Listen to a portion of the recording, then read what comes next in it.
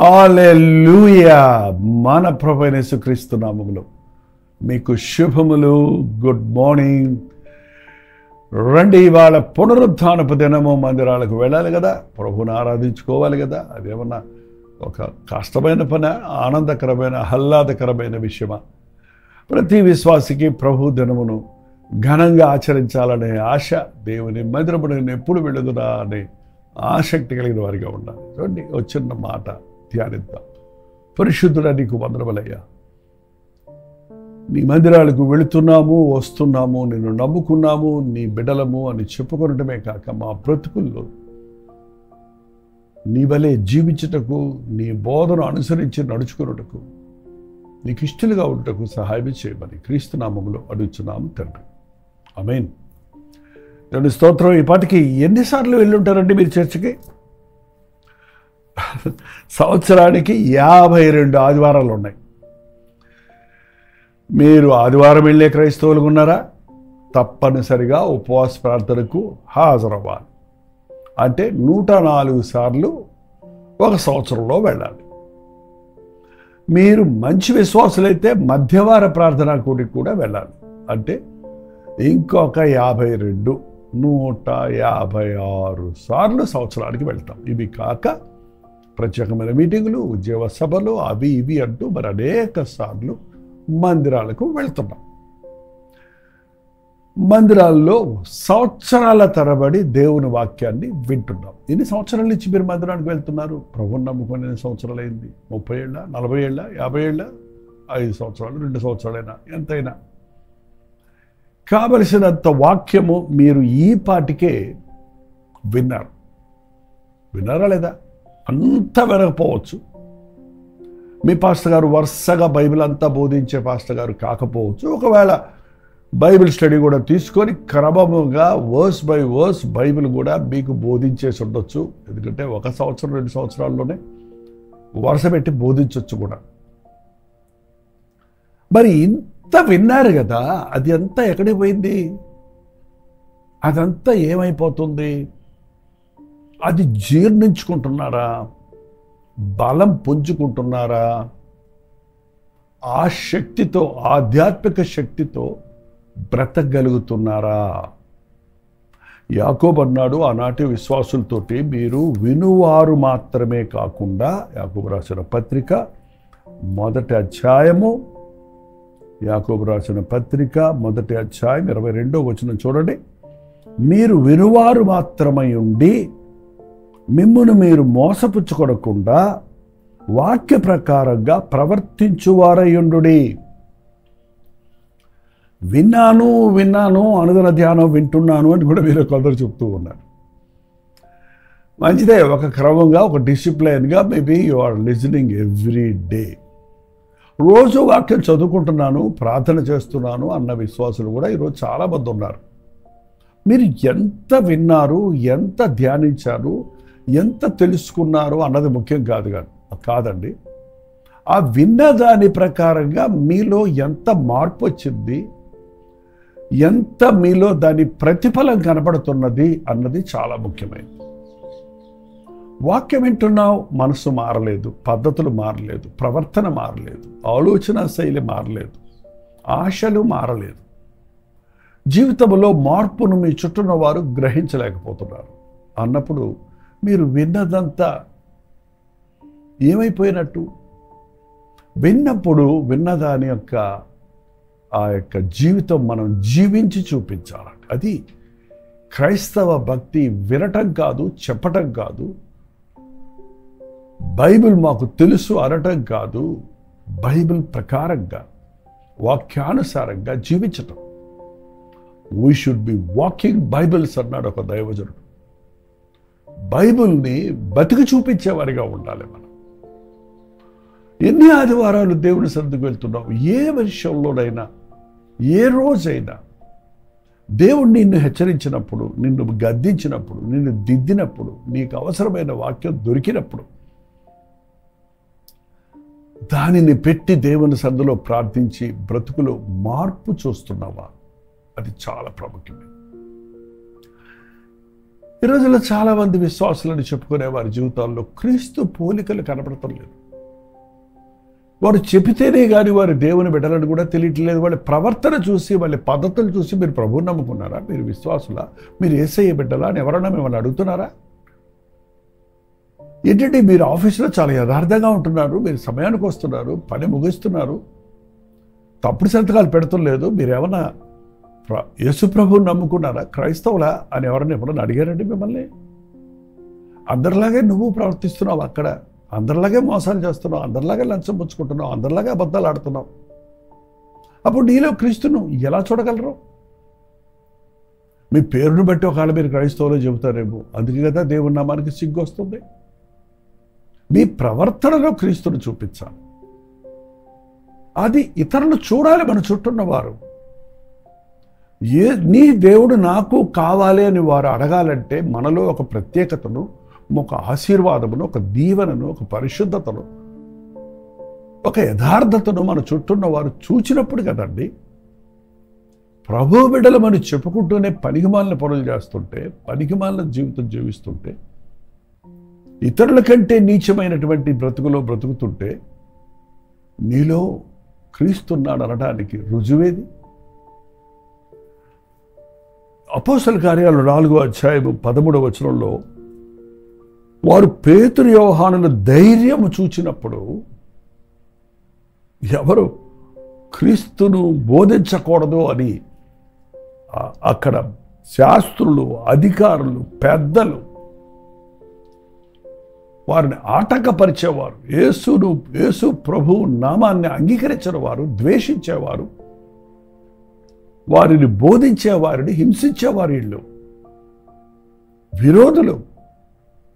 వారు పేతురు యోహానుల యొక్క ధైర్యాన్ని చూశారు. ఎట చూశారు ధైర్యాన్ని?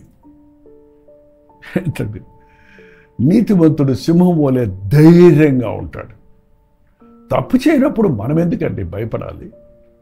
మనం మనుషులకి ఎందుకు భయపడాలి? మనం యథార్థంగా ఉంటే. ఈరోజున మనుషుల్లో సంతోషపెట్టడానికి మనం భయపడిపోతున్నాం, లొంగిపోతున్నాం, కాంప్రమైజ్ అయిపోతున్నాం, రాజీ పడిపోతున్నాం వారితో పాటు. వారి ధైర్యమును చూసినప్పుడు వారు విద్య లేని పామరులను గ్రహించి, అరే వీళ్ళేంద్రాడు ఆయన, వీళ్ళు విద్య లేని పామరులు కదా, సామాన్యులు కదా, కింద నోట్లో ఉంది, వీళ్ళు సామాన్యులు కదా, వీళ్ళు చేపలు పట్టుకునే యాస భాష మాట్లాడేవాళ్ళు కదా.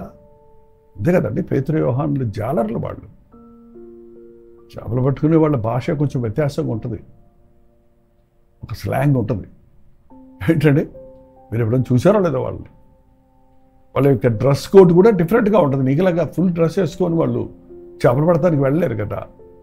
సో వాళ్ళని మనం అనుకుంటాం వాళ్ళు ఏదో లేబర్ అనుకుంటాం, కానీ చేపలు పట్టే పని చాలా తెగించి చేయాల్సిన పని, శ్రమించి చేయాల్సిన పని, పనికి గొప్ప ఫలితం పొందుతారు వాళ్ళు. నేను ఉప్పాడలో మినిస్ట్రీకి వెళ్ళినప్పుడు చాలా సంవత్సరాల క్రితం అక్కడ పెద్ద చర్చ్ చూశాను. ఇంత పెద్ద ఆలయం ఇక్కడ కట్టారు, ఇంత మంచి కాంక్రీట్తో కట్టారు, మీకేమన్నా ఫారిన్ సపోర్ట్ ఉందా అని అడిగాను నేను, బుద్ధి లేకుండా. ఆ పాస్టర్ గారు చెప్పారు, సామాన్యమైన పాస్టర్ గారు ఆయన, లేదండి మాకు సపోర్ట్ ఉందన్నాడు. అంటే నేను ఒక జాలర్నండి, నన్ను ప్రభు రక్షించాడు, నా సేవ చేయమన్నాడు, నేను ఎవ్వరిని ఆశ్రయించకుండా నా దోనె, నా వల అమ్మేసి ఒక చిన్న గుడిసేసి నా ఇంటి స్థలంలో నేను సేవ ప్రారంభించాను. ఇక్కడ ప్రభు చెప్పిన మాటకు విధేయుడినై అనేకులు సువార్తను ప్రకటిస్తుంటే రక్షించబడ్డారు. మా జాలరులు అనేక మంది ప్రభువుని నమ్ముకున్నారు. 100 మంది, 200 మంది, 300 మంది మేము సమకూరుతూ మేమందరం ఒక నిర్ణయానికి వచ్చాం. మనం సముద్రానికి వెళ్ళినప్పుడు, వేటకి వెళ్ళినప్పుడు, వలేసినప్పుడు మొదటి వలలో వచ్చినవన్నీ దేవునికి, రెండోసారి, మూడోసారి, తర్వాత వచ్చినవన్నీ మనకి అని ఒక నిబంధన చేసుకున్నాం రక్షించబడిన తర్వాత. అంతే. మేమేసే మొదటి వలలో దేవుడు విస్తారమైన చేపలు పడేటట్టు చేస్తే అవన్నీ అమ్మి ఇదిగో ఇంత చక్కటి బిల్డింగ్ మేము కట్టుకున్నాం, చర్చిని మెయింటైన్ చేసుకుంటున్నాం. మేము మా కానుకలతో, మా సమర్పణతో. ఒక చేప ఎంత ఉంటుందని అడిగానండి. పెద్ద పెద్ద చేపలు పడతాయి అన్నారు. కొన్ని వేల రూపాయలు విలువ చేసే చేపలు కూడా పడతాయి అంటాడు. అవును, దేవుడు ఆశీర్వదిస్తాడు. ప్రథమ ఫలం నా సొత్తు అన్నాడు ప్రభు. కానీ వారి భాష, వారి శైలి అంతట్లో మార్పు వచ్చేసింది. అలాగే ప్రభు నమ్ముకున్న తర్వాత బైబిల్ భాష, బైబిల్ బ్రతుకు, ఆశీర్వాదాలు ప్రతి ఒక్కరు ఒక మంచి టౌన్గా సిద్ధమైంది. ఇప్పుడు చూడండి, అప్పుడు కొన్ని గుడిసెలు మాత్రమే ఉండేవి అక్కడ. అవును, వారు పేతురు యోహానుల ధైర్యం చూసినప్పుడు వీరు బిజ్జలేని పామర్లు కదా, వీరికి ధైర్యం ఎక్కడి నుంచి వచ్చిందని ఆశ్చర్యపడ్డారంట. ఆశ్చర్యపడి వారికి వారే జవాబు చెప్పుకున్నారు. ఏంటంటే, చదవండి తర్వాత వచనం, ఆ తర్వాత భాగం. వారు యేసుతో కూడా ఉండిన వారిని గుర్తెరిగిరి. They recognized them that they are with Christ. ఎక్కడి నుంచి వచ్చింది ధైర్యం? క్రీస్తుతో ఉండటం వల్ల. ఎక్కడి నుంచి వచ్చింది ఈ స్వస్థపరిచే వరం? క్రీస్తు మాటల ప్రకారంగా నడవటం వల్ల. అక్కడ ఒక కుంటివారిని నడిపింపజేశాడండి. ఒక గుడ్డి వారికి కళ్ళు ఇచ్చారు వీళ్ళు. అక్కడ యేసు నామములో అద్భుతాలు, స్వస్థతలు జరగటం వాళ్ళు చూసినప్పుడు, నీకు ఎక్కడి నుంచి వచ్చింది ఈ అధికారం? మా యేసయ్య ఇచ్చాడు ఈ అధికారం. మీకు తెలుసా అండి, ఆయన తన 12 మంది శిష్యులను పిలిచి నానా విధములైన రోగములను స్వస్థపరచుటకు, దెయ్యములను వెళ్ళగొట్టుటకు వారికి అధికారం ఇచ్చాడు. ఈరోజు కూడా యేసు నామములో అధికారం ఉంది. దెయ్యములు వణుకుచున్నాయి. మన నిమిత్తమై ఆయన గాయపరచబడ్డాడు, మన దోషముల నిమిత్తమై నలగొట్టబడ్డాడు కనుక ఈ రోజున యేసు నామములో మనకు స్వస్థత ఉంది. వాళ్ళ ఫేక్ స్వస్థతలు చేసే బోధకులు చాలామంది తయారై దాన్ని కూడా గెలుబిలు చేస్తున్నారు అనుకోండి. ఎవరికో చూపించడం కొరకో, వీడియో తీయటం కొరకో స్వస్థపరిచేవాడు నిజమైన సేవకుడు కాదండి. అక్కడున్న అవసరతను బట్టి దేవుడు స్వస్థపరిచాడు, అలాగే తన శిష్యులు స్వస్థపరిచాడు. కానీ నేను ఇదిగో నాకున్న స్వస్థత వరాన్ని చూపిస్తాను రండి అని ఎప్పుడు ప్రబలం చేసుకున్నట్టుగా కనబడలేదు ఈ రోజుల్లో లాగా. యేసు నామములో నిజమైన స్వస్థతలు ఉన్నాయి. అది సేవకుడు చేసేది కాదు. అది ఒక బోధకుడు స్వస్థత వరగలిగిన వల్ల కలిగింది అనుకుంటే అది అజ్ఞానం. ఈవెన్ యేసు ప్రభు స్వస్థపరిచినప్పుడు కూడా ఆయన ఒకే మాట చెప్పాడు, నీ విశ్వాసము నిన్ను స్వస్థపరిచింది. ఎవరైనా నిజమైన స్వస్థత పొందారంటే దాన్ని ఎవరో చేసింది కాదు, ఆ వ్యక్తి ప్రభు అయిన యేసుక్రీస్తు మీద ఉంచిన విశ్వాసమును బట్టి వారికి స్వస్థత కలిగింది. పేతురు యోహానుల జీవితం చూసినప్పుడు, వారి యొక్క మాటలు చూసినప్పుడు, వారి యొక్క జీవితాన్ని చూసినప్పుడు, శృంగారమును దేవాలయం దగ్గరకు గుడ్డి భిక్షగాడు, కుంటి భిక్షగాడు అడుక్కుంటున్నాడు. వాడు పేతురు యోహానులు చూసి వాళ్ళు చాలా డబ్బున్నోళ్ళు అనుకోని వారి వల్ల ఏమైనా దొరుకుద్దేమో అని చేయి చాపి, వారి డ్రెస్ ఎలాగుందన్నమాట అండి. వాళ్ళ యొక్క టీవీలో నడుస్తున్నారు, వాళ్ళు చేపలోళ్ళ లేరు. అందుకనే వారి దగ్గర ఏదన్నా ఉందని అడగడానికి వస్తే పేతురు యోహానులు ఒకే మాట అన్నారు, వెండి బంగారాలు మా యొద్ద లేవు కానీ నజరేయుడైన యేసుక్రీస్తు నామములో లేచినాడు. నీ నోటి మాటల్లో క్రీస్తుకు మహిమ వచ్చేటట్టు దేవుడిచ్చిన అధికారాన్ని ఉపయోగించుకుంటే ప్రతి క్రైస్తవుడు విశ్వాసం ద్వారా స్వస్థపరగలడు, స్వస్థపరచగలడు, అద్భుతాలు చేయగలడు, అద్భుతాలు చూడగలడు. నీ జీవితంలో ఆ మార్పు కలగాలి. ఎందరేసుని వైపు చూచెదరో పొందెదరో ముఖమున వెలుగు అన్న మాట ఈరోజు కనబడటం లేదండి. క్రీస్తుతో ఉండేవారు క్రీస్తులాగా మారిపోతారు. క్రీస్తు వాక్యానుసారంగా జీవించేవారు మన ఆలోచనల్లో, మన యొక్క జీవితంలో, మన యొక్క గుణగణాలలో, మన స్వభావంలో క్రీస్తును చూపించగలుగుతాం. అందుకు మనం మందిరాలకు వెళ్ళేది. అందుకు తోటి విశ్వాసుల దగ్గర ఒకరినొకరు గుర్తించి వారిలో ఉన్న విశేషతను మనలో ఉన్న ప్రత్యేకతను వారు గుర్తించినట్లు ఒకరిని చూచి ఒకరు నేర్చుకోవడానికి. మా ఇంట్లో నేను పెద్దవాడిని, భోజనం చేయటం చేత కాదు. చిన్నప్పుడు 6, 5, 6, 7 సంవత్సరాల వరకు అమ్మ తినిపించేదట ఎత్తుకొని. కానీ నా తర్వాత 7 తమ్ముళ్ళు చెల్లెళ్ళు ఉన్నారు. వాళ్ళందరూ 1 ఇయర్లోనే వాళ్ళందరూ వాళ్ళు తిట్టడం నేర్చుకున్నారు. అన్నను చూసి, అక్కను చూసి, పెద్దోళ్ళని చూసి చిన్నోళ్ళు 2వ వాడు 3వ వాడు త్వరగా నేర్చుకుంటాడు. చూడండి, మనకు ముందు వెళ్ళినటువంటి విశ్వాస వీరులు అనేకులు ఉన్నారు. వారిని చూసి నేర్చుకోవడానికే విశ్వాస వీరుల జాబితా ఉంది. హెబ్రీయులకు రాసిన పత్రిక 11వ అధ్యాయం. దాంతోపాటు పరిచర్య చేసిన విధానం పౌలు కానీ, ప్రభువు కానీ, ఇతర అపోస్తలు కానీ చేసిన పరిచర్య గురించి కొంచెమే ఇక్కడ అపోస్తల కార్యాలు 28వ అధ్యాయంతో ఆగిపోయింది. కానీ ఈ రోజుకి కూడా దేవుని అపోస్తల కార్యాలు కొనసాగుతూనే ఉన్నాయి. అనేక మంది మిషనరీలు, విశ్వాసులు, సేవకులు, దైవజనులు, సువార్థికులు అద్భుతమైన పరిచర్యలు చేస్తున్నారు. అందుకని వారిని చూచి నేను క్రీస్తుని పోలి నడుచున్నట్టు మీరు నన్ను పోలి నడవండి అన్న పౌలు వలె మిషనరీల బయోగ్రఫీస్ చదవండి.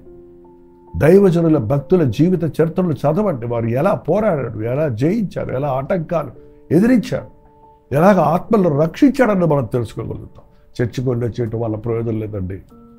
ఆత్మలను సంపాదించే జాలరులుగా మనం మారాలి. లోక సంపాదన కొరకు ఒకప్పుడు ప్రయాసపడ్డాము. ఇప్పుడు మన సంపాదన శాశ్వతమైన పరలోక రాజ్య వారసత్వాన్ని ఇవ్వగలిగిన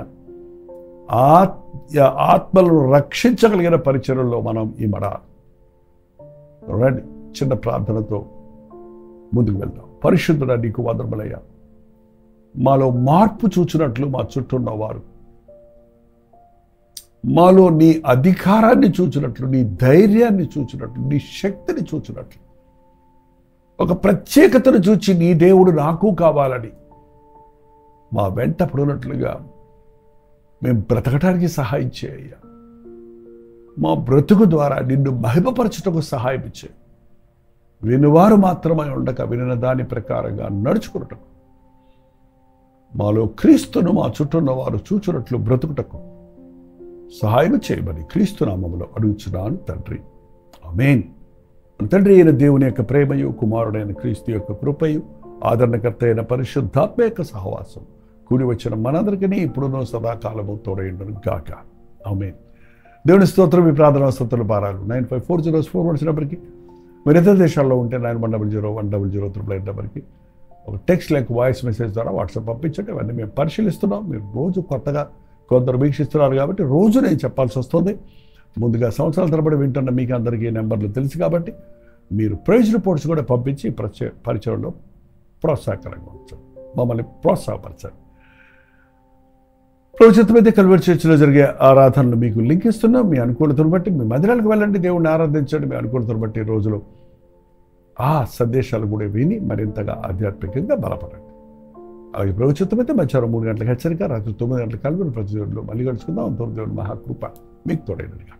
స్తుతులివిగో నా ప్రభువా, ప్రియమైన నా దేవా, మేలులకై స్తోత్రములు, దీవెనకై కృతజ్ఞతలు. హల్లెలూయా, దేవునికి స్తోత్రం. బెంగళూరు పరిసర ప్రాంతాల్లో ఉన్న వారికి శుభవార్త. ప్రతిరోజు దేవుని వాక్యాన్ని అనేక భాషల్లో వింటున్న మిమ్మల్ని ముఖాముఖిగా చూడాలని, మీకోసం వ్యక్తిగతంగా ప్రార్థించాలని బెంగళూరు వస్తున్నాం. ఏప్రిల్ 10వ తారీఖు మధ్యాహ్నం 2 గంటల నుంచి సాయంత్రం 7 గంటల వరకు ఒకే సెషన్ అండి. మిమ్మల్ని ముఖాముఖిగా చూసి వ్యక్తిగతంగా మీకు ప్రార్థించాలని, దేవుని వాక్యమును ధ్యానించి మనమందరం కలిసి దేవుని సన్నిధిలో ఆనందించాలని ఈ 1 డే గెట్ టుగెదర్ను ఏర్పాటు చేస్తున్నాం.